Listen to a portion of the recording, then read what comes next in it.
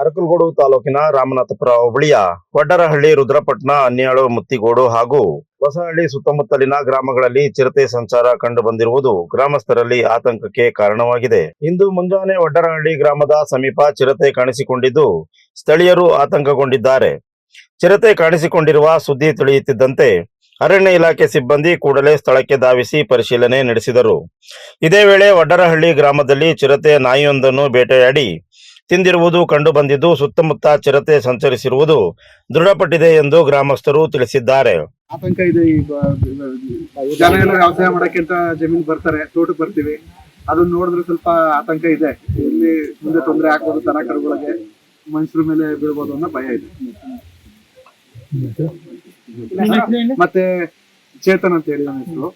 ಮತ್ತೆ ಈಗ 3 ದಿವಸದ ಹಿಂದೆ ಬೆಳಿಗ್ಗೆ ಒಂದು 7:30 ಸರಿ ಸುಮಾರಿಗೆ ವಡ್ಡರಳ್ಳಿ ಮತ್ತೆ ಮತ್ತಿಗೋಡು ಸಂಪರ್ಕ ರಸ್ತೆಯಲ್ಲಿ ಒಂದು ಬಸ್ಸಿಗೆ ಅಡ್ಡ ಹೋಗಿದೆ. ಅದನ್ನ ಎಲ್ಲ ಪ್ರತ್ಯಕ್ಷವಾಗಿ ನೋಡಿದ್ದಾರೆ, ಬಸ್ ಡ್ರೈವರ್ ನೋಡಿದ್ದಾರೆ ಅದನ್ನ. ಹಾಗಾಗಿ ಸುತ್ತಮುತ್ತಲಿನ ಜನಗಳಿಗೆ ತುಂಬಾ ಆತಂಕ ಮತ್ತೆ ಗಾಬರಿ ಎರಡೂ ಇದೆ. ಇದರಿಂದ ಪಂಚಾಯತಿಗೆ ಸೇರುವಂತ ವಡ್ಡರಳ್ಳಿ, ಹೊಸಹಳ್ಳಿ ಮತ್ತೆ ಮತ್ತಿಗೋಡು, ರುದ್ರಪಟ್ಟಣ ಸಂಬಂಧಪಟ್ಟಂಗೆ ಈ ಸುಮಾರು 20 ದಿವಸಗಳಿಂದ 1-2 ದೊಡ್ಡ ಚಿರತೆಗಳು ಸುಳಿದಾಡ್ತಿದ್ದು, ಮತ್ತೆ ಗ್ರಾಮದಲ್ಲಿರುವಂತ ನಾಯಿಗಳು ಮತ್ತೆ ಮೇಕೆ, ಕುರಿ ಈ ತರದನ್ನ ತಿಂದು ಹಾವಳಿ ಮಾಡ್ತಿತ್ತು. ಮತ್ತೆ ನಿನ್ನೆ ಸಂಜೆ ಅಂದ್ರೆ 25ನೇ ತಾರೀಕಂದು ಸಂಜೆ 5 ಗಂಟೆ ಸಮಯದಲ್ಲಿ ಪ್ರತ್ಯಕ್ಷವಾಗಿ ಕಣ್ಣಿಗೆ ಕಾಣಿಸ್ತು ನಮ್ಗೆ. ಹಾಗಾಗಿ ನಾವು ಅರಣ್ಯ ಇಲಾಖೆಯವರಿಗೆ ಇದನ್ನ ಮಾಹಿತಿ ನೀಡಿದು. ಅವರು ಬಂದು ಇದೆಲ್ಲ ಸ್ಥಳ ಪರಿಶೀಲನೆ ಮಾಡಿ ಇವತ್ತು ಈ ಜಾಗಕ್ಕೆ ಒಂದು ಬೋನನ್ನು ತಂದು ಹಾಕಿದ್ದಾರೆ. ಮತ್ತೆ ಅದನ್ನ ಸೆರೆ ಹಿಡ್ಕೊಡಿ ಅಂತ ನಾವು ಅವ್ರ ಹತ್ರ ಮನವಿ ಮಾಡ್ಕೊಂಡಿದ್ದೀವಿ.